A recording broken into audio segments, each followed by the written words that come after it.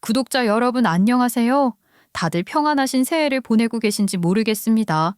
저는 딱 한 가지만 빼고 부족함이 없이 자랐습니다. 경제적인 어려움은 없었지만 저는 부모님께서 워낙 바쁘게 살아오셨기 때문에 애정을 제대로 받지 못하고 자랐습니다. 그래서였을까요? 이렇게 이기적이고 자기밖에 모르는 사람을 만나 사랑에 빠져서 마음고생을 하게 될 줄은 꿈에도 몰랐습니다. 본인에게 어려울 땐 한없이 고개를 숙이며 낮은 자세를 취했던 제 남편이 한순간에 일이 술술 풀리자 본색을 드러낼 줄은 몰랐죠. 역시 사람은 시작부터 끝까지 모든 걸 다 봐야 한다고 본인의 최고점과 최저점을 한 번에 약점처럼 드러낸 제 남편의 이야기를 지금부터 시작해 보도록 하겠습니다. 저는 어릴 때 저희 친정엄마가 무서웠어요. 저희 친정엄마는 카리스마가 대단하신 분이셨거든요. 제 지금 나이가 40대 중반인데 어릴 때만 하더라도 돈을 버는 엄마라는 존재는 생소한 존재였어요. 요즘은 여자들도 하나같이 잘 배우고 능력들이 있으니까 직장에서도 신임을 쌓고 또 결혼을 하고 나서도 맞벌이로 사는 게 익숙한 시대잖아요.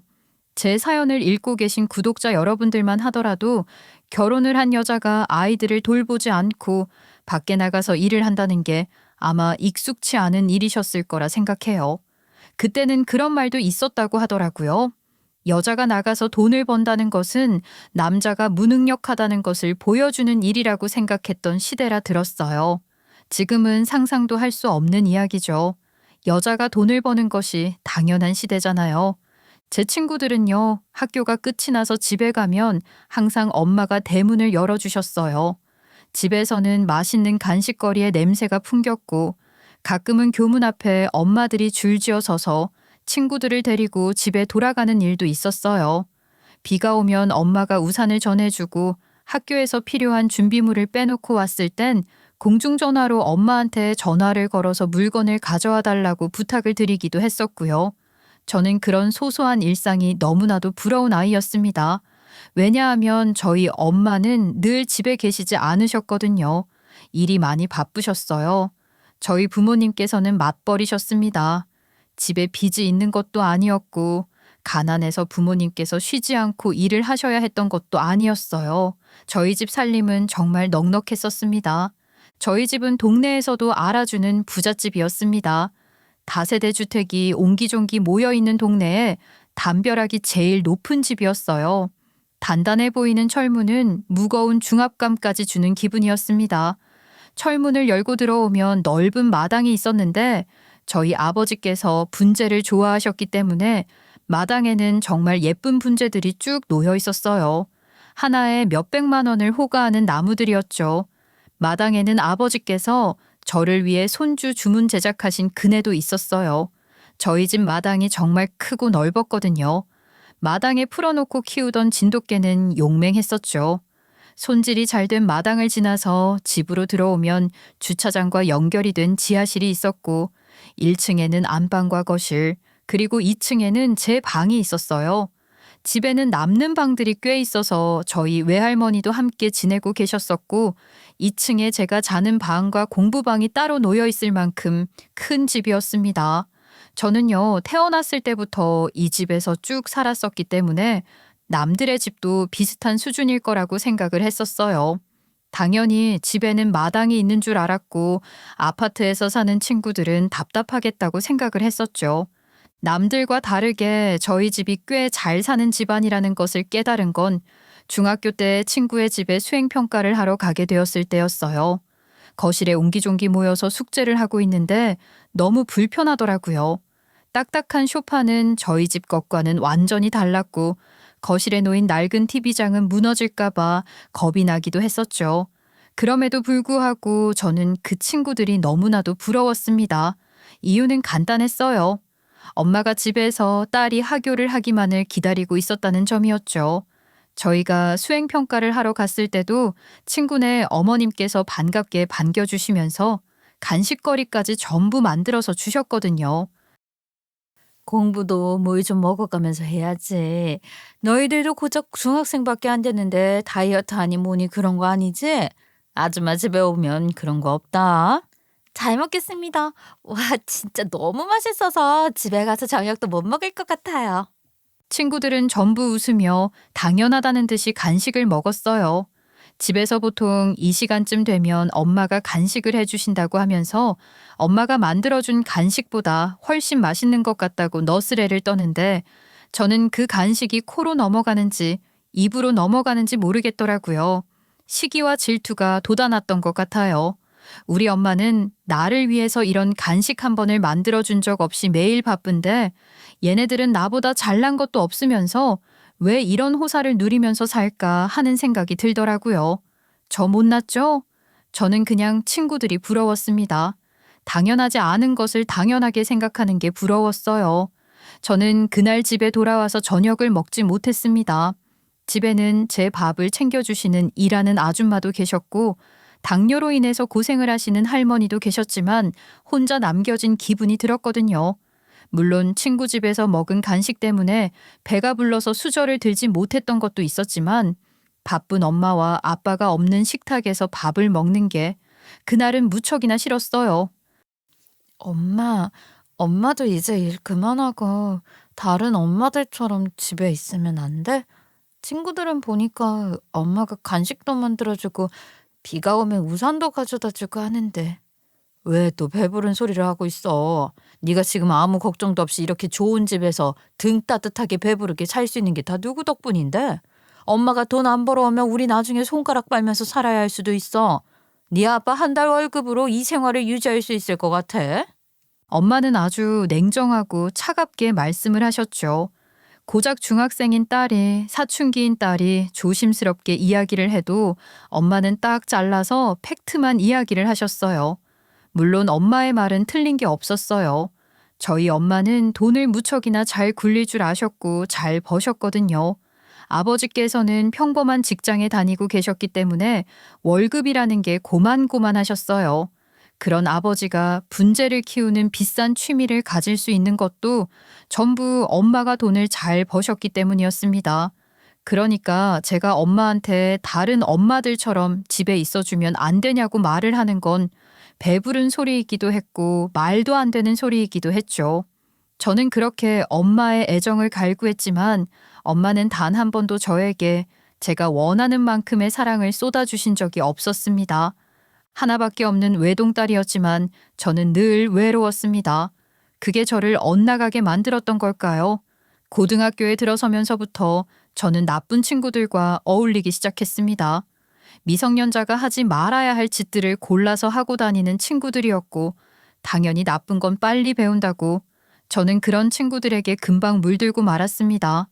제가 담배를 피우고 술을 마시는 것은 당연히 법에 어긋나는 일이었지만 몰래 그런 짓을 했습니다. 이유는 딱 하나였어요. 우리 엄마가 이 사실을 알았을 때 어떤 반응을 할지 궁금했기 때문이었습니다. 몸을 축내는 짓을 하는 것이 내키지는 않았지만 이렇게 해서라도 엄마의 관심을 받고 싶다는 비뚤어진 애정 표현이었어요. 얼마 지나지 않아서 엄마는 제가 담배를 태운다는 사실을 알게 되었죠. 제 가방에서 담배를 발견하셨거든요. 너 이거 뭐야? 네 물건이야? 이 담배? 친구들이 피워보라고 하길래 한번 해봤어. 엄마는 그 뒤로 아무런 말씀도 하지 않으셨어요. 솔직히 저희 엄마 정말 무서운 존재나 다름없었거든요. 호랑이가 만약 마늘과 쑥을 먹어서 사람이 되었다면 우리 엄마의 모습을 하고 있지 않을까 싶을 정도로 범 같은 사람이었어요. 우리 엄마 이름에는 실제로 범이라는 글자가 들어가요. 이름이 범숙이거든요. 외할머니께서 범준이라고 지으려 하셨는데 딸이라서 범숙이가 되었대요.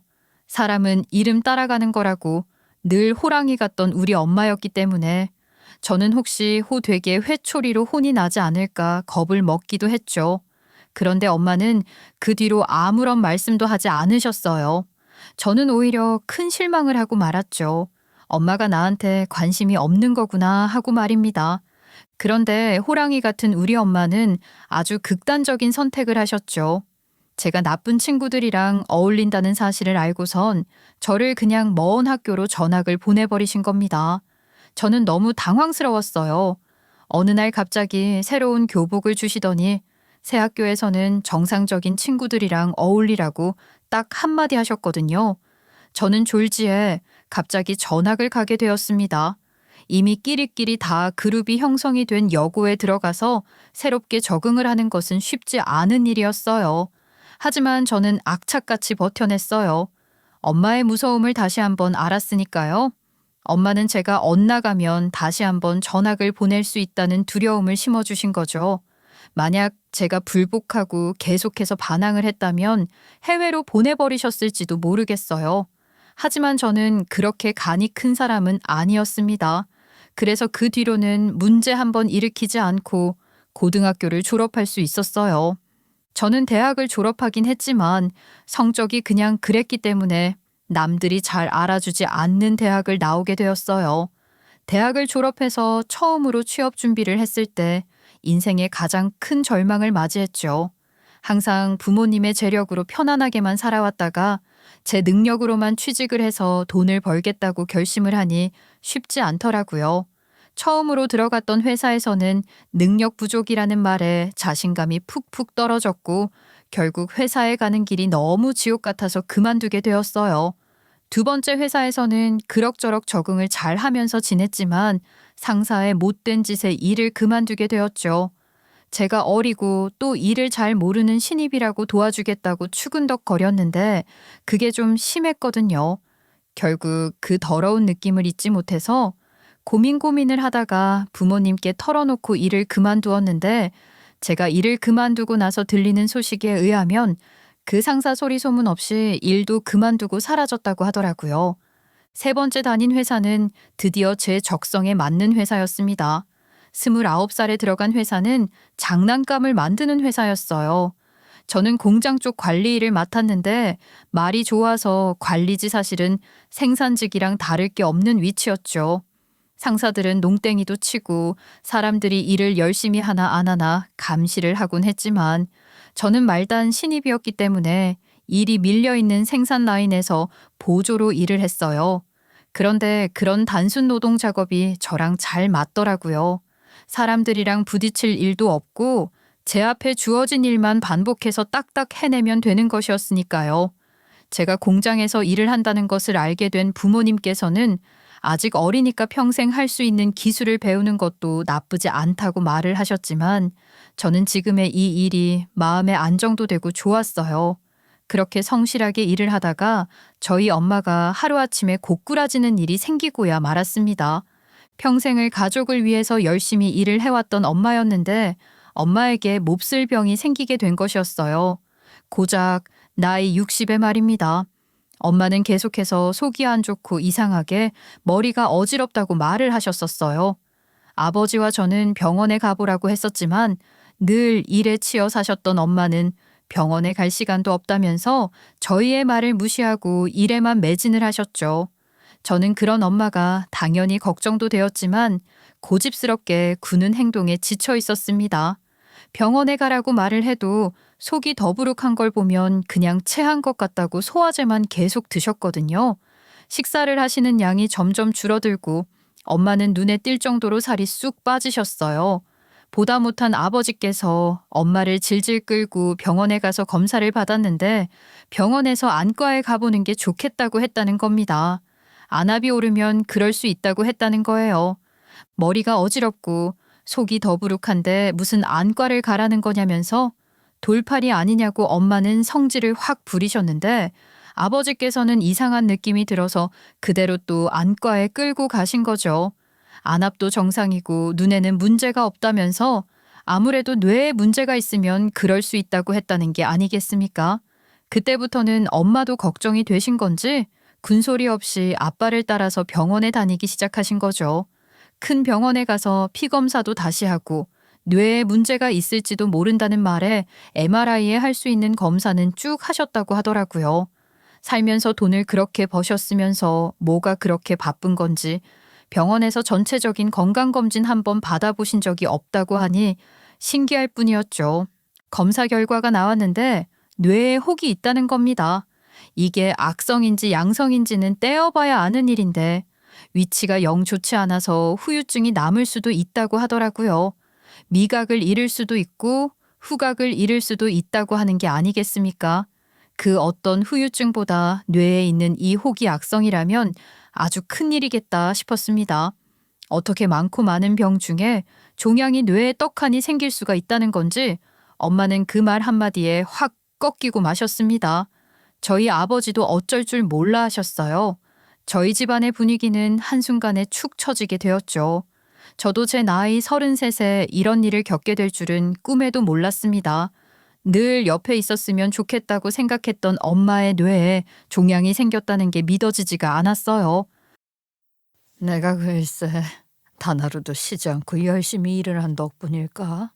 어떻게 내 머리에 이런 나쁜 것이 자리를 잡았는지 모르겠네. 그래도 임자, 다행이라고 생각해.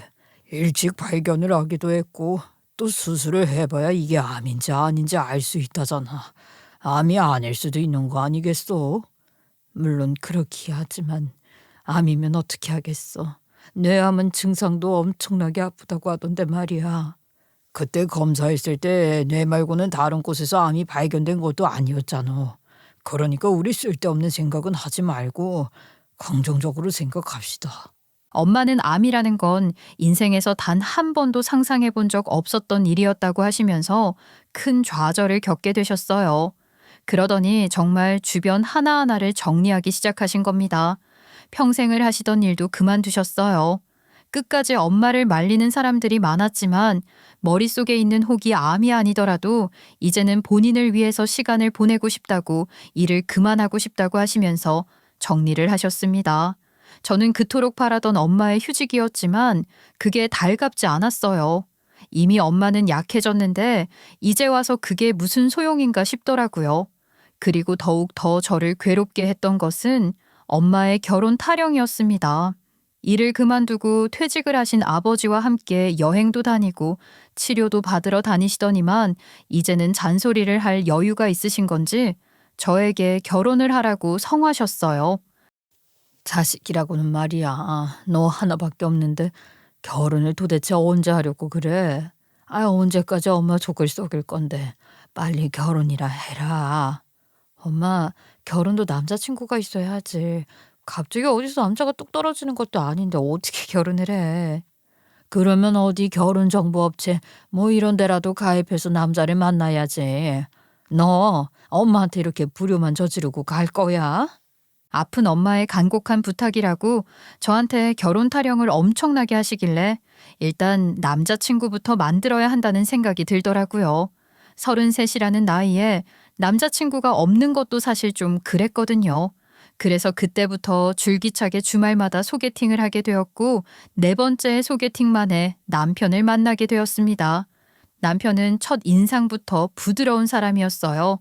초식 동물과 같은 느낌이었다고나 할까요? 그래서 끌렸던 것 같아요. 저희 엄마가 워낙 드센 육식 동물이었기 때문에 저는 만약 남편을 만난다면 초식 동물같이 순한 사람을 만나서 가정을 꾸리고 싶었었거든요. 남편은 제가 만나본 사람 중에 가장 순한 사람 같았습니다. 거기다가 엄청나게 똑똑한 사람이었어요. 저희 부모님께서, 아니 특히 엄마가 제일 중요시하게 생각하는 덕목이 학벌이었어요. 제가 좋지 못한 대학을 졸업한 게 은근히 컴플렉스로 작용을 하셨죠. 게다가 저희 엄마는 중학교만 졸업하신 분이셨거든요.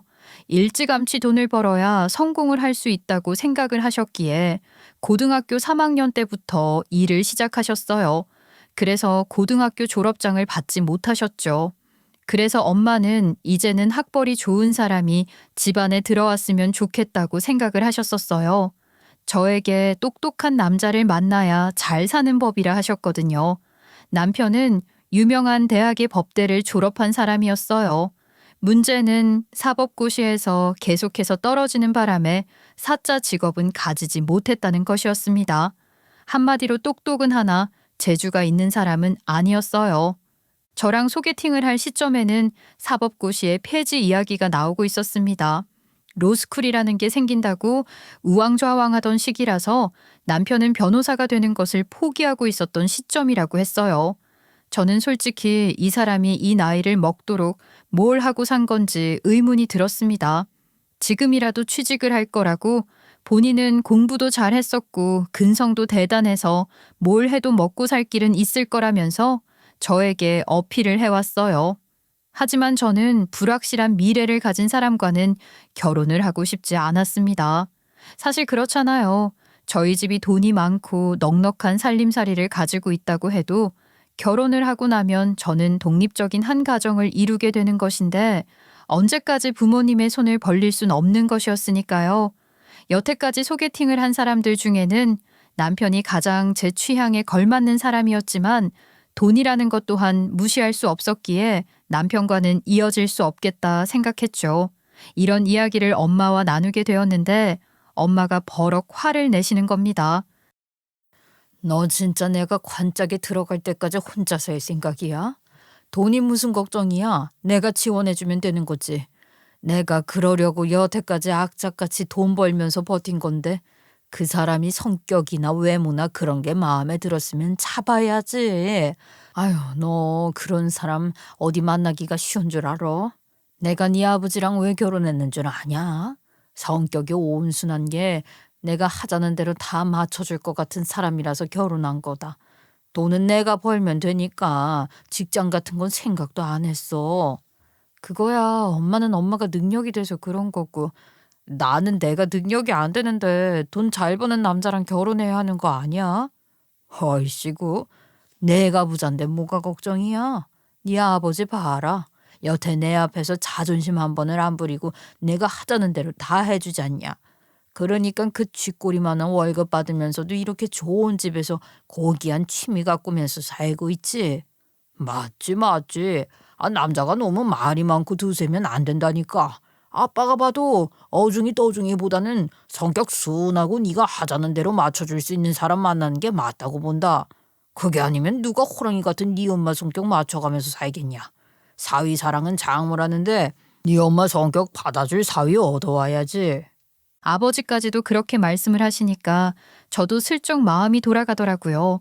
몇 번만 더 만나보자는 생각에 남편과 만남을 이어갔고 제가 예상했던 대로 온순한 남자라는 것을 느꼈어요.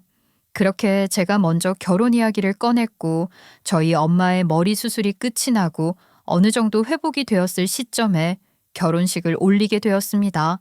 엄마의 혹은 다행히도 양성이었어요. 냄새를 못 맡는 후유증을 얻긴 했지만 그래도 엄마가 암이 아니라는 것에 정말 큰 감사함을 느끼게 되었습니다. 결혼을 해서는 뭔가 달라질 것이 있을 거라 생각했는데 달라지는 건 하나도 없었어요. 딱 한 가지 남편이 생겨서 좋았던 점은 남편이 집안일을 귀신같이 잘 한다는 것이었습니다. 남편은요, 정말 요리도 잘하고 청소도 잘 하는 사람이었어요. 저는 기쁘게 출근길에 오를 수 있었죠. 제가 출근을 할 때 남편이 저보다 먼저 일어나서 아침 식사를 챙겨주었고 출근하는 저를 배웅해줬어요. 제가 퇴근을 하고 돌아오는 시간에 맞춰서 뜨끈한 저녁 식사를 준비해 주었고 늘 제가 좋아하는 향수를 침구에 뿌려놔 주었어요. 우리 남편은 내조의 왕이었습니다. 거기다가 청소를 얼마나 깔끔하게 하는지 자려고 방에 들어가면 이불이 각에 딱딱 맞춰 정리가 되어 있었고요. 또 화장실의 수건 같은 것도 호텔에서 접는 방식대로 척척 접어서 정리를 해두었습니다. 조금 민망할지 모르겠지만 제 속내의라든지 양말, 티셔츠 같은 것도 각 맞춰서 접어서 정리를 해주었어요. 바닥에는 먼지 한 톨이 없었고 매일 식사를 마치면 그날 나온 음식물 쓰레기를 바로바로 처리하는 사람이었습니다. 욕실에는 물때가 하나도 없었어요. 이 정도면 정말 집안일 기가 막히게 잘하는 사람이지 않겠습니까? 어디서 배워오기라도 한 것처럼 집안을 정리해두는데 이게 바로 결혼인가 싶더라고요. 딱 한 가지 남편은 아직 백수라는 점이 마음에 걸리긴 했습니다. 제가 뭐 대단히 돈을 잘 버는 것도 아니었고 한 달에 벌어오는 월급은 연차가 쌓여도 고만고만했었거든요. 신혼집도 대출을 받자니 너무 부담스러워서 저희 부모님께서 아파트 하나 해주셨고요. 결혼 기념이라고 중형 세단도 하나 뽑아주셨거든요. 그런데 남편이 생활비를 10원 한 푼 보태지 않으니까 돈을 모은다는 것 자체가 불가능했습니다. 가끔 카드를 많이 쓰는 달에는 생활비가 부족할 정도였는데 그럴 때마다 엄마가 도와주셨어요. 저는 그게 정말 민망했거든요. 그런데 우리 남편은 넉살도 좋게 우리 엄마한테 애교를 팍팍 부리면서 도와주셔서 감사하다고 당연하게 돈을 받더라고요. 집안 생활을 남편이 전부 책임지고 있었으니까 생활비에서 부족한 게 생기면 남편이 저희 엄마한테 말을 해서 돈을 타가기도 했어요. 사실 이런 것까지는 저도 몰랐거든요. 월급을 제가 남편에게 주면 남편이 알아서 식비, 공과금, 보험, 적금 전부 처리하고 있었으니까 제가 주는 돈 안에서 알아서 잘하고 있구나 했었는데 제가 벌어오는 돈이 턱없이 부족했던 거죠. 그럴 때마다 저 몰래 엄마한테 연락을 해서 돈을 받고 있었다는 사실을 알게 된 것입니다. 아, 여보, 우리 엄마한테 생활비를 받고 있었어. 나 몰래? 당신 알고 있었던 거 아니야? 여보, 솔직하게 말해서 당신이 벌어오는 돈이 꽤 해봐야 얼마나 되겠어. 우리 생활비에 공과금에 보험에 나갈 돈 빠듯해. 아니, 아무리 그래도 그렇지. 적금까지 엄마 돈으로 떼오는 건 좀 아니지 않아? 우리 생활비를 줄이던가 하는 게 낫겠어. 혹시 가계부 쓰고 있어? 아니, 가계부는 따로 안 쓰고 있는데. 그럼 여태까지 쓴 돈이 얼마나 되는지 알 수 있을까? 엄마 말로는 당신이 지난달에 300만 원을 받아갔다고 하던데 내가 벌어오는 월급만큼 엄마한테 달라고 하면 어떡해. 우리가 애가 있는 것도 아닌데. 당신이 식비부터 시작해서 돈이 얼마나 나가는지를 몰라서 그래. 어제 해물찜 먹은 게 얼마짜린 줄 알아? 내가 일일이 전복부터 손질해서. 그러면 우리 식비를 조금 줄이는 게 맞지. 나는 매일 그렇게 진수성찬으로 차려줄 필요 없어. 우리 돈 좀 아껴서 쓰자, 응? 장모님이 당신 좋아하는 음식 많이 해주라고 했단 말이야. 나도 장모님한테 예쁨 받고 싶어서 한 행동인데 당신이 그렇게 말하니까 좀 그렇다. 남편은 오히려 저에게 서운하다는 식으로 말을 했어요. 남편의 노력을 모르는 게 아니었지만 솔직한 말로 제가 먹는 해물찜이 그렇게 중요한가요? 부모님 걱정 없게 해드리는 게 먼저라고 생각을 했어요. 저는 남편이 계속해서 이것저것 기웃거리고 있다는 사실을 알고 있었어요. 남편 친구들도 전부 법대를 나와서 일찌감치 사법고시에 합격을 하고 변호사, 검사, 판사를 하고 있었는데 남편만 사법고시에서 줄줄이 낙방을 했단 말이죠.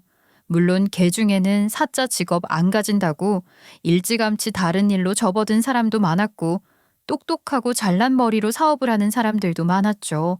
저는 남편이 왜 아직까지도 자기 몸에 맞지 않는 사법고시에 매달리고 있는지 이해를 못하는 지경에 이르렀어요. 분명히 저랑 결혼을 약속할 때 빨리 취직해서 1인분은 하겠다고 말을 했던 남편이었는데 법대 시절 친구들 이야기를 꺼내면서 로스쿨이 나오면 로스쿨에 다시 들어가서 변호사 시험이라도 봐볼까 하고 있는 모습이 철없다고 느껴질 정도였어요. 게다가 제일 스트레스를 받았던 것은 취직을 하겠다고 포기를 하는 남편에게 자꾸 기름을 붓는 시어머니 때문이었어요. 시어머니께서는 남편이 명문대 법대를 졸업했다는 것에 대한 자부심이 장난 아니셨어요. 저랑 결혼을 준비할 때까지만 해도 귀한 며느리, 부잣집 며느리가 들어와서 마음이 놓인다고 저에게 고맙다고 하셨던 시어머니께서는 혼인신고서에 도장을 찍자마자 돌변하셨어요. 우리 아들이 말이야. 이렇게 집에서 집안일만 하고 있을 놈이 아니야. 우리 아들 기 팍팍 살려줘야 하지 않겠니? 무려 명문대 법대를 나왔는데 친구들만큼은 떵떵거리면서 살아야 하지 않겠어? 집에서 집안일 그만 시키고 애 공부 좀 시켜라. 로스쿨 나오면 로스쿨에 보내주면 어떻겠니? 로스쿨을 졸업한다고 다 변호사 되는 게 아니에요. 그리고 벌써부터 로스쿨 반대하는 사람들도 많은데 로스쿨 출신 변호사라고 하면 사람들이 잘 쳐주지도 않을걸요? 그렇다고 우리 아들이 어디 일반 회사에 취직해서 이러나 저러나 치이는 꼴 못 본다. 남자가 말이다. 법대를 나왔으면 법원에서 일을 해야지. 어머님, 법원에 다른 일로 불려가는 것보다 낫지 않겠어요? 집에서 탱자탱자 노는 것보다는 돈을 벌어오는 게 낫죠. 언제까지 희망도 없는 변호사끈 잡고 있을까요? 우리 아들이 근성이 대단한 놈이라서 뭐든지 마음만 먹으면 할 수 있다니까. 아니면 사업이라도 시작하게 사업 자금 좀 끌어와 봐라. 사업이요? 사업에 대해서는 아무것도 모르는 사람이 갑자기 무슨 사업을 할 수 있겠어요. 아이템이 있는 것도 아니고. 괜히 그런 거 했다 빚만 생겨요. 어이구 답답해라. 너는 어떻게 된 게 매번 안 된다는 말만 그렇게 할 수가 있냐. 우리 아들이 뭐 바보 천치야? 그런 거 하나 제대로 못하게. 너보다 학벌도 좋고 훨씬 똑똑하다. 집안에 돈이 있으면 지 남편 기 살려줄 생각을 해야지. 매번 그냥 딴지만 걸고 있으니 원. 우리 아들이 기도 못 펴고 집에서 살림만 하지. 저는 솔직히 남편이 집에서 살림을 하는 게 너무 고맙고 힘든 일을 대신 해주는 거라는 것을 잘 알고 있었지만 남편도 백수로 살면서 집에서 집안일이나 하는 걸 편하게 생각하고 있다고 생각했어요. 그렇지 않으면 본인이 자존심이 상해서라도 다른 일을 하려고 돈을 벌어오려고 애를 쓸 텐데 그런 모습을 단 한 번도 보여준 적이 없었잖아요. 그리고 시어머니께서는 남편이 뭐라도 할 사람이라고 대성할 사람이라고 말을 했지만 집에서 뭔가를 해보겠다고 공부를 한다거나 사업 구상을 하는 것도 본 적이 없었어요. 청소하고 요리하는 게 제일 적성에 잘 맞아 보이는데 도대체 무슨 돈을 까먹겠다고 사업을 시키라는 건지 이해를 할 수 없었죠. 그런데 저희 엄마는 조금 다른 생각을 하셨나 봐요. 아무래도 학벌이 좋으니까 다른 사람들보다는 비상한 머리를 가지고 있지 않겠냐고 사업하고 싶은 게 있으면 말을 해보라고 남편에게 이야기를 하신 거죠. 마치 뭐든 괜찮은 게 있으면 시작을 할 수 있게 금전적으로 도움을 주겠다는 식으로 말을 하시니 남편의 가슴이 콩닥콩닥 뛰었던 것입니다. 저는 그런 남편에게 꿈 깨라고 말을 했어요. 왜냐면 제가 같이 살면서 본 남편은 돈을 버는 재주가 없는 사람이었거든요. 남편이 저희 엄마한테 받은 생활비 중에 돈을 남겨서 주식을 했다는 것을 알고 있었어요. 제가 한 달에 남편에게 주는 돈이 제 용돈 제외하고 270만 원인데 그 돈으로 두 사람이 한 달을 못 버티겠어요? 그런데도 불구하고 남편이 저희 친정집에 300만 원씩 생활비를 더 받고 있었거든요. 남는 돈을 어디다 썼을까 하다가 남편이 주식 계좌를 보고 있는 걸 알게 되었고 주식에 투자를 했다는 것을 알았죠. 처음에는 기가 막혔어요. 나이 40이 넘도록 법대를 나왔다는 그 자부심에 회사 취직도 안 하고 집에서 집안일이나 하고 있는 주제에 장모님께 받은 돈으로 주식을 하고 있다는 게 말이 안 되잖아요. 물론 직장 가지고 저도 잔소리를 심하게 할 생각은 없었어요. 왜냐면 저희 부모님께서 생활비가 부족하면 지원을 해주시겠다고 말도 해두셨었고 저에게도 남편의 성격을 먼저 봐라. 돈을 잘 버는 게 중요한 게 아니라고 하셔서 남편이랑 결혼을 했던 것이었으니까요.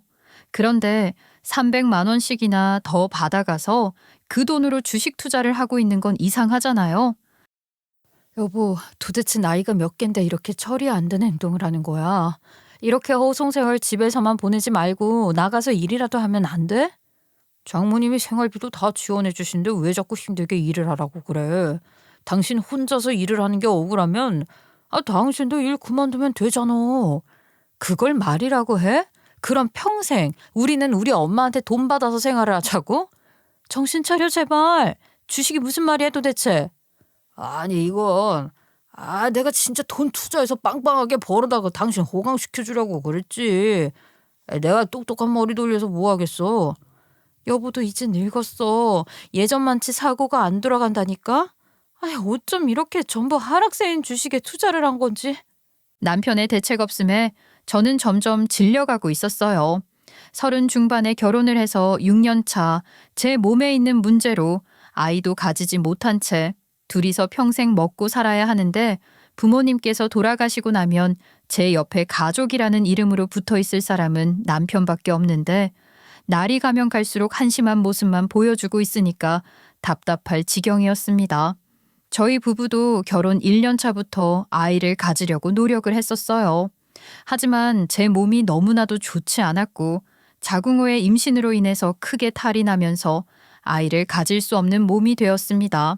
그때 시어머니께서 퍼부었던 폭언이 아직도 생생한데 남편까지도 대책 없이 저러고 있으니까 저는 점점 더 지쳐가는 기분이었어요.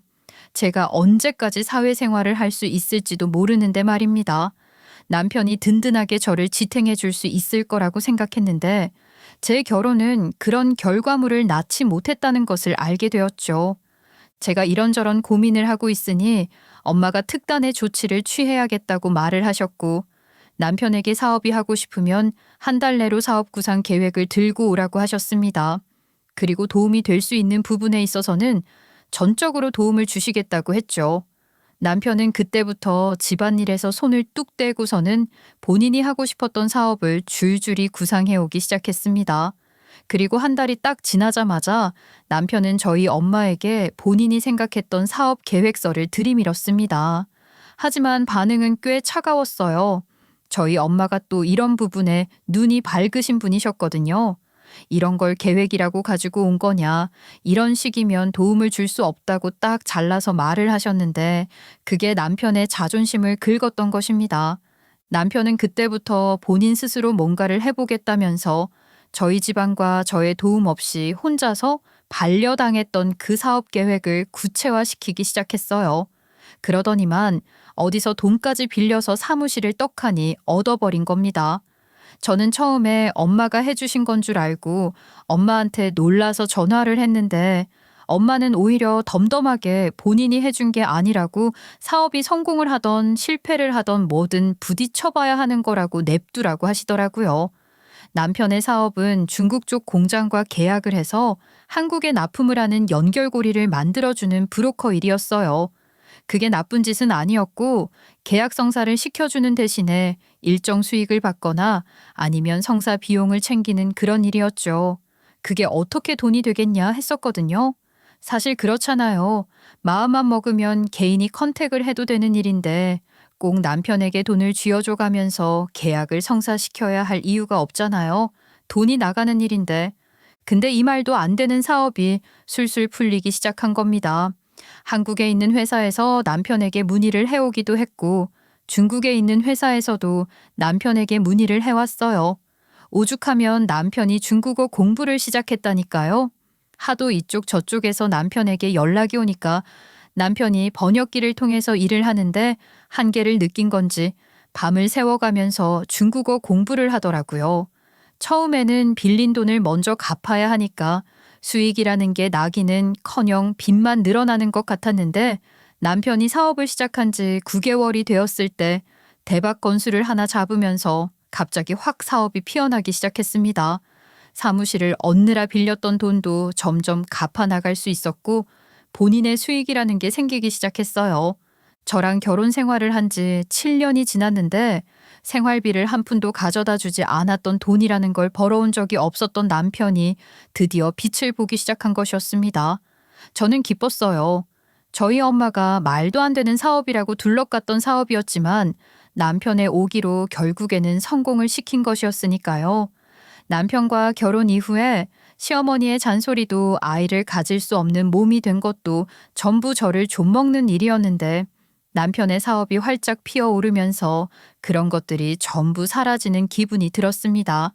물론 부모님의 도움으로 생활하는 것이 어려웠던 적은 단 한 번도 없었지만 저희 부부 스스로의 힘으로 버티는 것도 부모님의 도움을 받는 것은 다른 문제잖아요. 저는 이 소식을 저희 친정에도 전했고 엄마는 또다시 덤덤하게 그러냐고 축하한다고 인사를 전해주셨습니다. 장모님의 반응은 그게 다야? 축하한다고? 그럼 축하한다고 하지 뭐라고 하시겠어? 절대로 안 될 사업이라고 망할 거라고 악담을 퍼부으시더니 대가 대박 나니까 축하한다고가 끝이라고? 나는 또 나한테 무시해서 미안하다고 사과라도 하실 줄 알았지. 남편은 괜히 툴툴거리면서 저희 엄마한테 사과를 받고 싶었다는 식으로 말을 하더라고요. 솔직히 그 말에 기가 막혔습니다.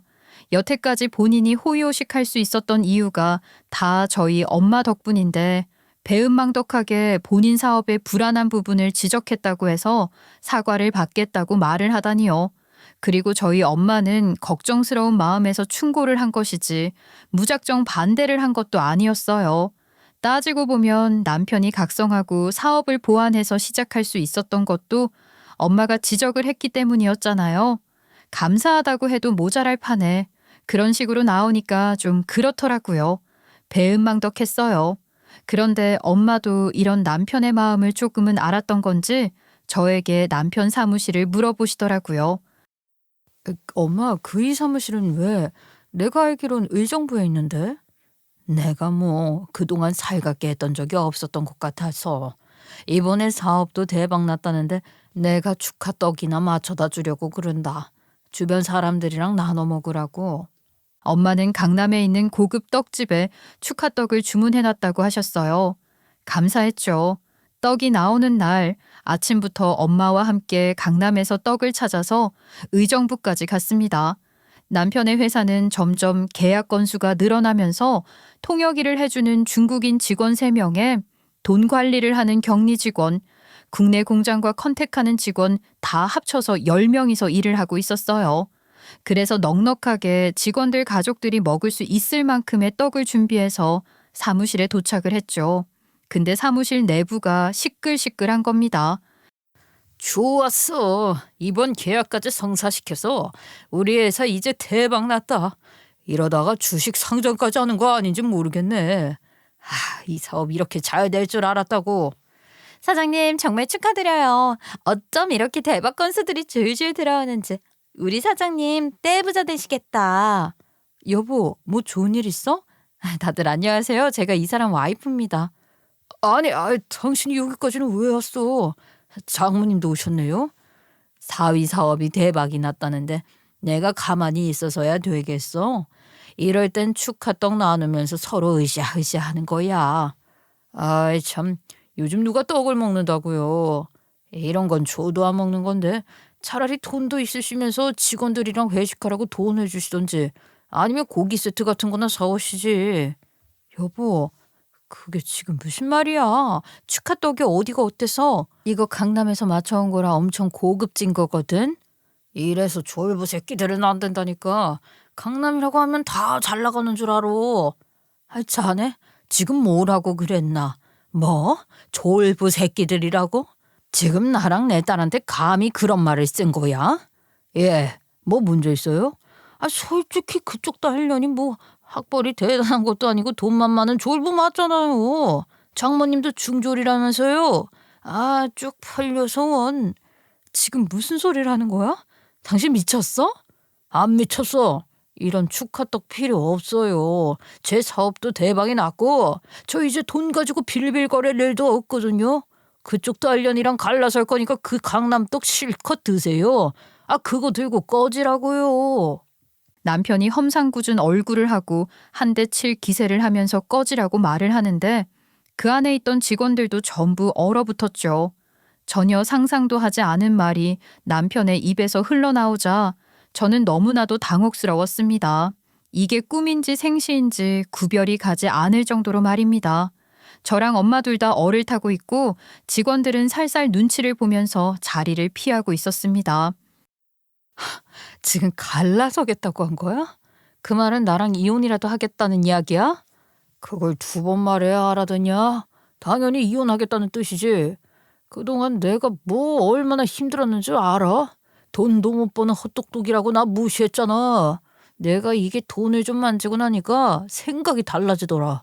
무시받으면서 집안일이나 하고 있을 내가 아닌데 너랑 결혼하고 나서 내가 얼마나 주눅이 들어 살았는지 나 스스로가 불쌍해졌다고. 충분히 취직해서 돈 벌어올 수 있었음에도 불구하고 집에서 허송세월 보낸 건 내가 아니라 당신이야. 집안일이 적성에 잘 맞는다고 했던 게 누군데 이제 와서 내 탓을 해? 그러니까 내가 이제 돈 벌기 시작했으니까 나도 내 인생 찾겠다고. 나를 위해서 돈 자랑하는 년 말고 참하게 내조해줄 여자 만나서 결혼하겠다고. 알겠냐? 그만해라. 아주 듣자 하니까 기가 막히는구나. 그 짧은 시간 내에 사업이 성공한 것을 전부 지 능력인 줄 아는 천치랑은 말 섞을 필요 없다. 아이고, 그럼 이게 제 능력이지 누구 능력이겠어요. 왜요? 제가 딸보다 돈 잘 버는 사위 되니까 배알이 꼴리세요? 그래서 저한테 이 사업의 단점이 어쩌니 저쩌니 한 거죠? 그 말에 엄마는 인상을 팍 쓰시더니 혀를 쯧하고 차셨어요. 그 모습이 마치 한창 때 일을 하던 호랑이 같던 범수교사 같아서 살짝 졸아붙었죠. 엄마는 바로 휴대폰을 들어서 이리저리 전화를 돌리기 시작하셨습니다. 저와 남편은 그 모습을 지켜봤어요. 엄마는 김 사장에게 본인이 지난번에 부탁했던 일이 더 이상 필요 없게 됐다고 전했어요. 그리고 굳이 계약하지 말고 엎으라고 하면서 그게 손해보는 일이라고 했죠. 박 회장님에게는 지난번에 투자 요청했던 그 사업을 물러버리자고 했고 최 사장에게는 담보로 빌려주라고 했던 돈을 지금 회수하라고 했죠. 엄마는 주변 사람들이 전혀 보이지 않는 사람처럼 쉴 새 없이 전화를 돌리면서 알아들을 수 없는 이야기를 했어요. 남편도 저도 뭐 하는 건지 몰라서 가만히 듣고 있었는데 갑자기 사무실 전화기가 요란하게 울리기 시작했습니다.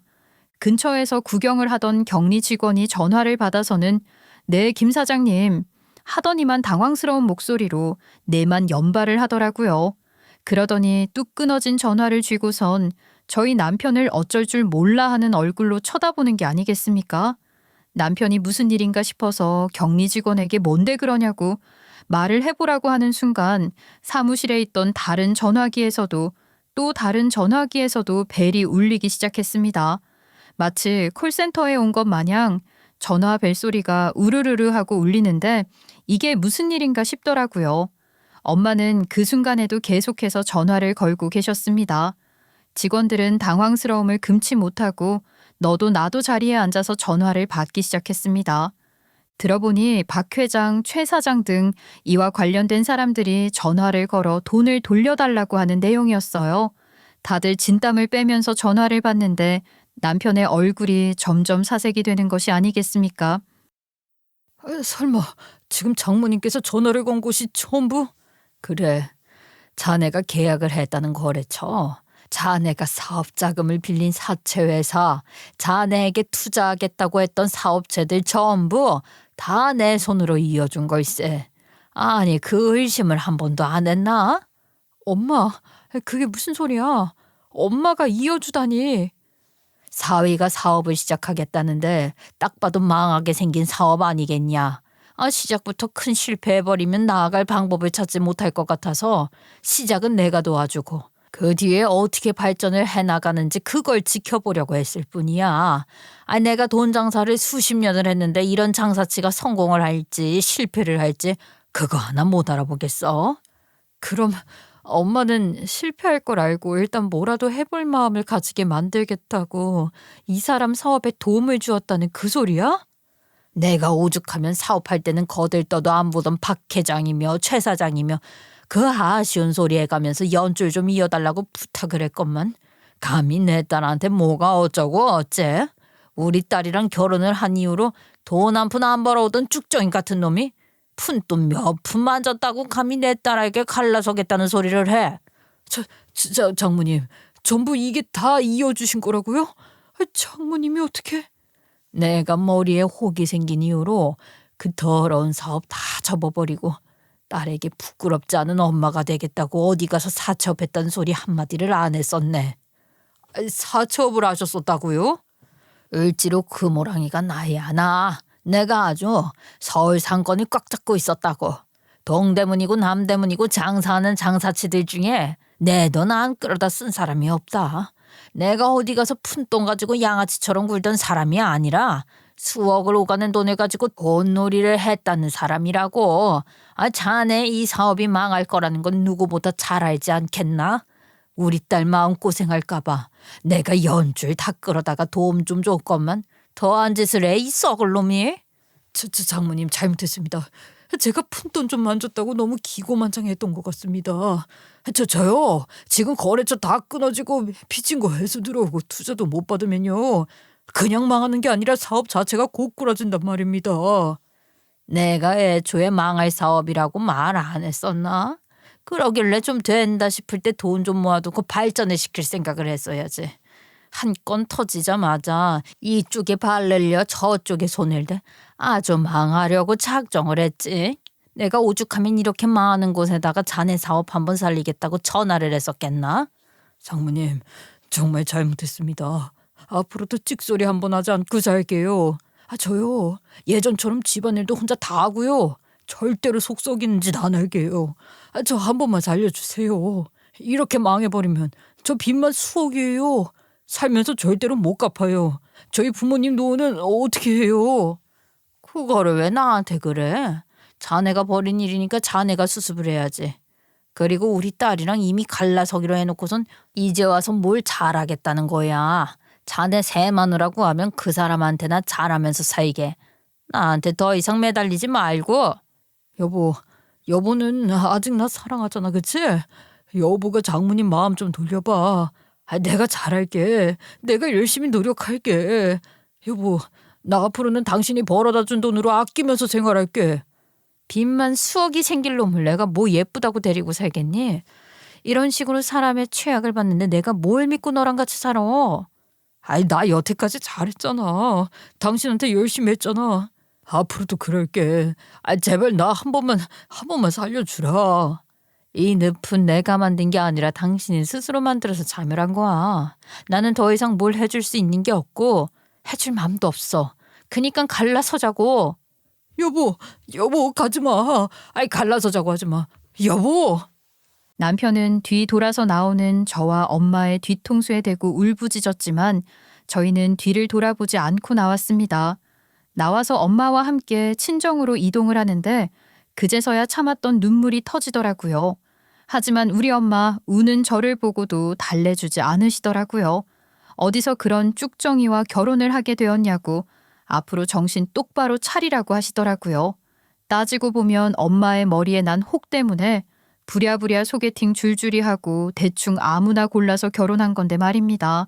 그 이후 저는 이혼을 죽어도 하지 않겠다고 버티는 남편놈 때문에 골머리를 썩다가 결국 이혼 소송을 통해서 갈라서게 되었고요. 시댁 식구들부터 시작해서 남편까지 줄줄이 친정에 찾아와 잘못했다고 한 번만 살려달라고 빌었지만 저희 집 단단한 철문은 열리지 않았습니다. 신혼집은 부모님께서 해주신 집이었기 때문에 바로 팔아버렸고요. 남편놈 그동안 생활비 한 푼 보태지 않았었기 때문에 재산의 기여도가 0%라 재산 분할도 받지 못하고 이혼을 당하고 말았습니다.